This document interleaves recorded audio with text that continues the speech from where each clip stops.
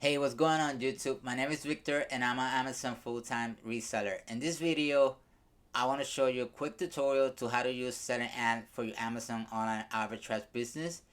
Selling Amp is a very simple Chrome extension that can help you do some online arbitrage. If you are someone who's looking to get Selling Amp, but you don't know exactly what it does and how to use some of the features, this is a very good video for you. If that's you, make sure you stay tuned for the rest of the video and I will see you in the computer right now. Start right away in this listing. Uh, we're gonna look at this Nike joggers, and as you can see I got Seller Amp on the left side of my screen. I'm supposedly you already had the Chrome extension.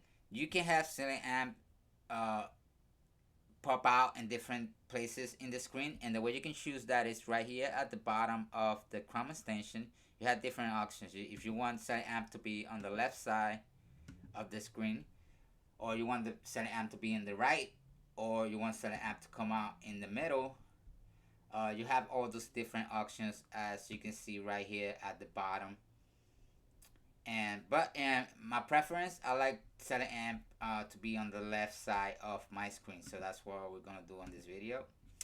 And so we're gonna start from the top to the bottom, and as you can see here, all these little icons on the top are just shortcuts to what we already have here at the bottom. As you can see here, we got quick info, rank, and prices. So you want to jump right into the rank and prices. As you can see here, you can just like type this and it would jump you right in there. So that's all that it is. As you can see, we see the first thing we see is the title of the specific item, which is Nike the Club Joggers dark gray heather, uh, and we see that, and we can see in which category is listed on, which is the clothing category, uh, how many reviews the specific listing has, the ASIN, and the UPC on this item. So it's just pretty basic information, but it's pretty nice to see right there. You can get all that information on the Amazon page, but it would be all the way in the bottom. So this is a good way to have everything be in front of you, so you can start searching and looking for items a little bit quicker. Right here, we can see the dimensions of this item. To be honest, I don't really use this too much. And here, it says 100% authentic. To be honest as well, I don't use this as much, but I use this a lot, which is when I'm doing reverse sourcing. If I want to jump into the Amazon page, which if I click here, it will open the Amazon page on the same building. And if you want to do a Google search right here, you can do a Google search, and this is I actually do to find this item profitably. So you go to Google right away, and then you can do Google shopping and see if you can find this item profitable at this moment. And we gotta see, we may see, okay, but that's what you do here. And this other icon here, I don't use that as much, but here where it says quick info, we can see right there if you're going to be eligible to sell this item right here. And as you can see, if the item is restricted, it will show up here saying restricted item, or it will show up in red. We can see here the BSR, which is the best seller rank. We can see that right there, and it will let us know what's the seller's rank for this item. As we can see here, is 19K, which is pretty good on for closing. And next to it, we see the estimated sales for this item. Good thing though that I want to tell you here is that it says 785 estimated sales for this item, but remember, this is a closing item, and it has tons of variations. So this estimated sales is for the whole listing. It's not specifically for this specific item, so that's something to take in account. Which this listing has about more than 20 different variations in this listing. So this estimated sales will be for the whole listing, not just for this gray um, joggers. So just take that in account. And as you can see here, it will tell you what's the max cost that you should pay for this item if you can sell this item at the price that it's selling for, right? So that's very good to see, because you a quick way you can see, oh, this is how much I need to pay for this item. So when you do a Google search on this, you already have an idea how much do you need to pay to be profitable. So here, let's see that you're paying. As you can see here, the cost of the price, where you can type, okay, I'm gonna find this item at $27, and this item is selling for $54.95, and that number is coming from the lowest person on Amazon, which is, I like it. In this case, will be the lowest FBM, which is $54.95. So that's where this number, this price is coming from. So if you are buying this for $27 and you're selling it for $54.95, as you can see here in the bottom, you can see the profit, which is $10.52, for ROI of 38, almost 39%. All right, so this is another calculator where you can do a quick search right here and just say, listen, I'm paying for 25 bucks for this, 27, and you can see right away how much profit it will make. So it makes it very simple, very quickly to do. If we come down here, we can see the ranks and the prices, and we can see the rank and prices for different periods of this item. So you want to look at the current, which is the 54. We can see at the 30 days average how much the prices are fluctuating and stuff like that. And we can also see the 90 days and the 180 days average sales rank and pricing for this item, which is very helpful. I usually look for the 30-day average, and I also like to see the 90-day, just to get an idea the prices are not fluctuating too much. I want the price to be quite consistent from the price that is going right now. So this is very good information that you can see right here, and you can see the Bible's price for the 90 days just to be $51.75.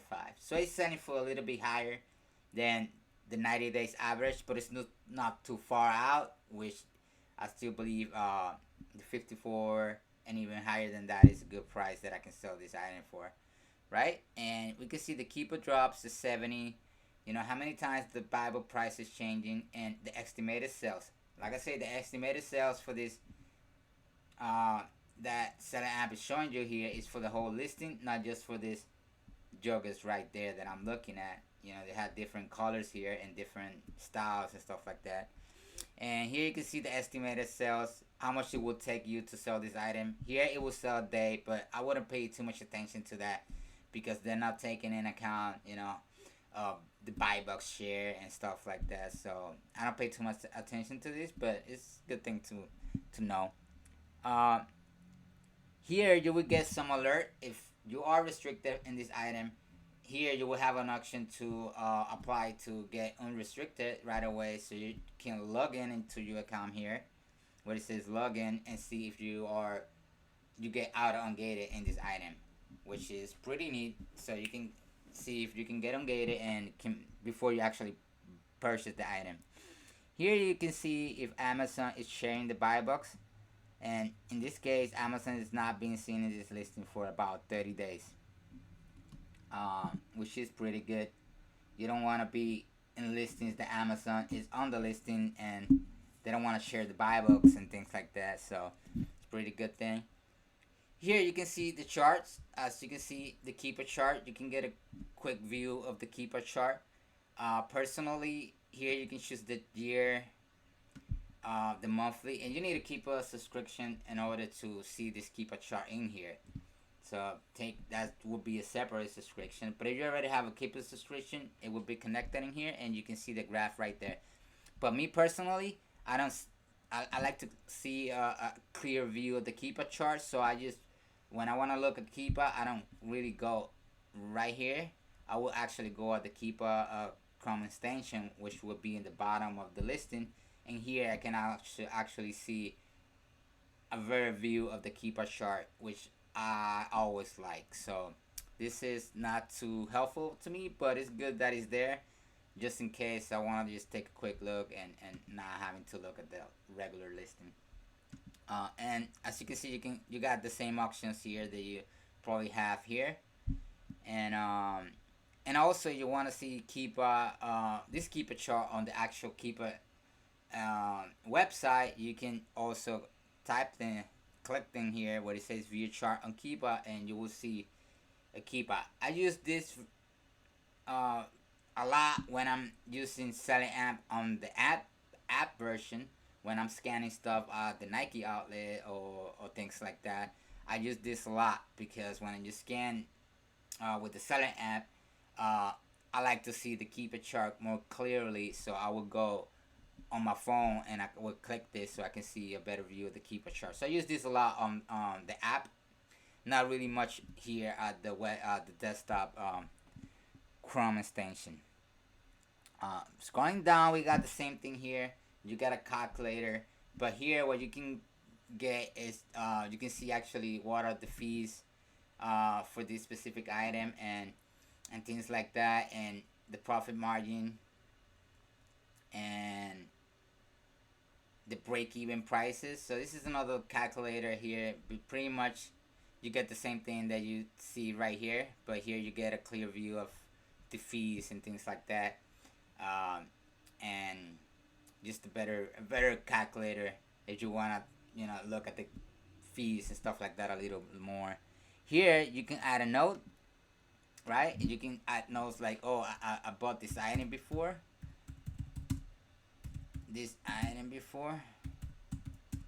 or things like that. Or you can put whatever you want. If you want to add a note for your VAs or things like that, this is very neat. If you have a virtual assistant using Select App for you, you can add notes for them in this section here. So when they do look at this listing, they probably know what to do.